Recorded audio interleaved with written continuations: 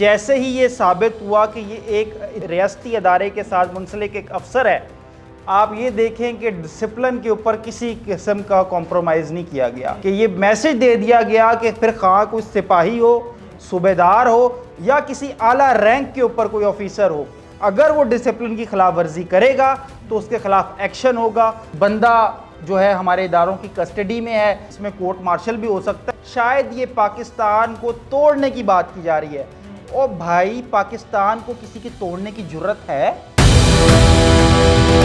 अस्सलाम वालेकुम, मैं मोहम्मद अकमल और आप देख रहे हैं साउथ पंजाब डिजिटल। आज सरहद यूनिवर्सिटी इस्लामाबाद में एक इंतहाई नाखुशगवार वाक़या पेश आता है कि वहाँ पर एक आर्मी ऑफिसर जो हैं उनकी जानिब से फायरिंग की जाती है। ये सारा मामला है क्या, और उन आर्मी ऑफिसर के ऊपर क्या कार्रवाई होने जा रही है, क्या एक्शन लिया गया है, इसके ऊपर बात करेंगे। और इसके साथ साथ पाकिस्तान को नए सूबों की क्यों ज़रूरत है, ये नए सूबे किस तरह कामयाब हो गए, इन तमाम तर चीज़ों को डिस्कस करेंगे। मेरे साथ मौजूद है मेरे कोलीग रुमेल तारक साहब। अस्सलाम वालेकुम रुमेल, कैसे हैं आप? खैरियत से हैं? जी वालेकुम सलाम अकमल, आप कैसे हैं? आप ठीक? अल्हम्दुलिल्लाह। सबसे पहले बताइएगा कि सरहद यूनिवर्सिटी इस्लामाबाद में ये जो वाक़या पेश आता है, ये वाक़या क्या था और इस पर क्या एक्शन हो सकता है? बिल्कुल अकमल, अब इस वाक़े का कोई ढका छुपा कोई ऐसा रुख तो रह नहीं गया। चीज़ें सामने आई, हाँ, क्योंकि सोशल मीडिया पर जब भी कोई चीज़ आती है वो डिफरेंट एंगल से देखी जाती है। जितने मुंह उतनी बातों वाली बात यहाँ पर बिल्कुल फिट आ जाती है। बिल्कुल ऐसे होता है, क्योंकि जिसके पास वीडियो गई उसने कुछ टैग्स लगा के लगाए, उसने किसी ने कुछ लगाए, डिफरेंट टाइटल्स के साथ ये वीडियो हमारे सामने आती रही और डिफरेंट सोचों ख्यालातों के साथ ये वीडियो सर्कुलेट करती रही। मगर इसमें जो एक सोचने की बड़ी बात है कि जैसे ही ये साबित हुआ कि ये एक इदारे के साथ, ये रियासती अदारे के साथ मुंसलिक एक अफसर है, आप ये देखें कि डिसिप्लिन के ऊपर किसी किस्म का कॉम्प्रोमाइज़ नहीं किया गया, कि ये मैसेज दे दिया गया कि फिर खां कोई सिपाही हो, सूबेदार हो या किसी आला रैंक के ऊपर कोई ऑफिसर हो, अगर वो डिसिप्लिन की खिलाफ वर्जी करेगा तो उसके खिलाफ एक्शन होगा।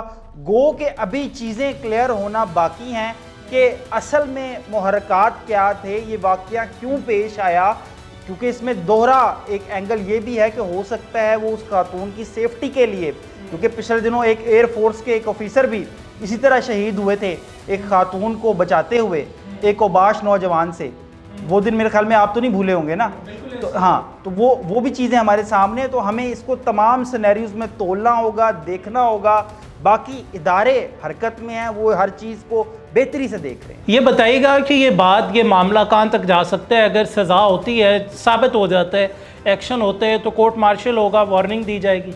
देखिए, बात फिर वहीं आगे खड़ी हो जाती है कि ये तो इदारे का दायरा कार है। जैसे अदारे ने नोटिस ले लिया, जैसे वीडियो सर्कुलेट हुई कि जी XYZ ये बंदा फलाना फलाना फलाना ये है, वैसे ही इदारा हरकत में नज़र आया। अदारे ने इसको नोटिफाई किया, सर्च किया, और मैं आपको बता दूं अब तक के ज़राए के मुताबिक कि बंदा जो है हमारे इदारों की कस्टडी में है।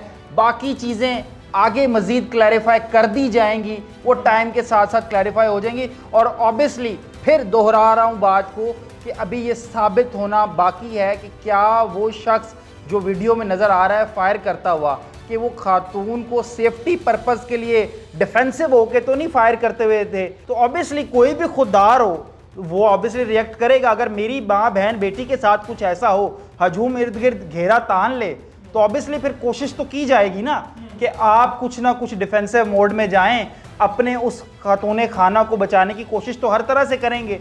बाकी तो फिर जो अल्लाह की मर्ज़ी जो होना है होगा। मगर अभी इस वीडियो में अभी कुछ भी कहना इस वीडियो के मुतल्लिक, इस शख्स के मुतल्लिक कब्ल वक्त होगा। अच्छा रुमेल साहब, आगे बढ़ते हैं। पाकिस्तान में नए सूबों के हवाले से बातचीत जारी है, आप क्या समझते हैं, नए सूबे बनने चाहिए? बिल्कुल वक्त की ज़रूरत है।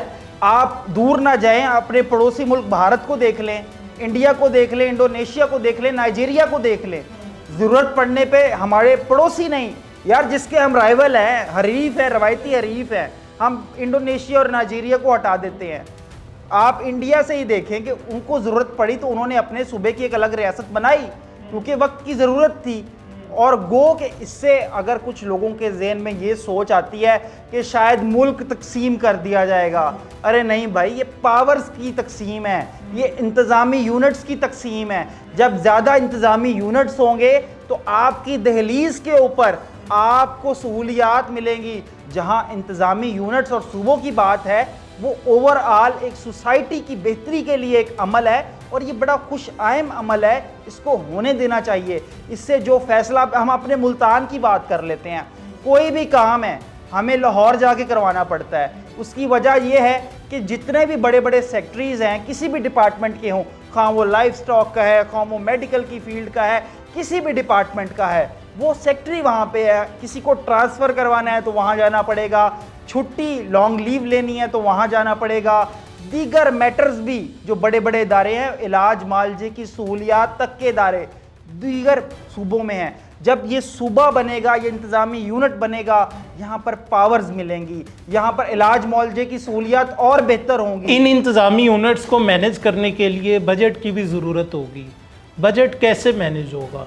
ऑब्वियसली देखिए ना, अब बात कर रहे हैं कि इसको खुद मुख्तार बनाया जाएगा, ऑब्वियसली वो सिस्टम वाजिया किया जाएगा, पर अभी तक जो समझ आ रही है वो यही है कि हर एक सूबा खुद मुख्तार होगा। जो रेवेन्यू, खां वो लैंड से इकट्ठा किया जा रहा हो, खां वो दीगर एक्साइज एंड टैक्सेशन से इकट्ठा किया जा रहा हो, उसको वहीं पे यूटिलाइज किया जाएगा, उसी सूबे के बेहतरी के लिए इस्तेमाल किया जाएगा, उसी सूबे की आवाम के मफाद के लिए इस्तेमाल किया जाएगा, ताकि वहाँ पर तालीम की सहूलियात हों, ताकि वहाँ पर इलाज मुआवजे की बेहतरीन सहूलियात हों, ताकि जो एक महरूमी का रोना रोया जाता है ना मुख्तलिफ तबकों की जानिब से, उस महरूमी के रोने को कम करने में ये जो सूबे और इंतज़ामी यूनिट्स हैं एक बड़ा अहम संगे मील साबित होंगे। तो अगर पाकिस्तान में नए सूबे बनाए जाएंगे तो ये तो हम आगाज़ कर रहे हैं पाकिस्तान को छोटे छोटे टुकड़ों में तोड़ने का। बात तो फिर वही आ गई ना जो मैंने बात की थी कि एक तबका है, एक सोसाइटी आप कह लें,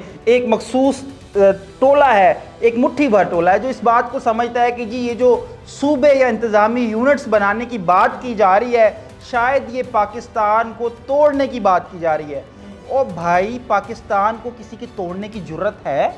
और आप मुझे खुद बताएं कमल साहब, आपको लगता है कि जिस तरह से पाकिस्तान इन दिनों तरक्की की राह पर गामजन है, दुनिया भर में हर मुल्क, चाहे इंटरनेशनल ताकत हो चाहे कुछ भी हो, वो पाकिस्तान की तरफ अपना रुझान रखती है, वो देखती है। अमेरिका की तरफ देख लें, आप मक्का पैक्ट की तरफ देख लें, अमेरिका आपसे पूछे बगैर कोई फैसला करने को तैयार नहीं है, क्योंकि उसे पता है कि अगर मुस्लिम ममालिक में से इस वक्त कोई मुल्क है जो अपने पाँव पर खड़ा है तो वो सिर्फ फ़कत पाकिस्तान है।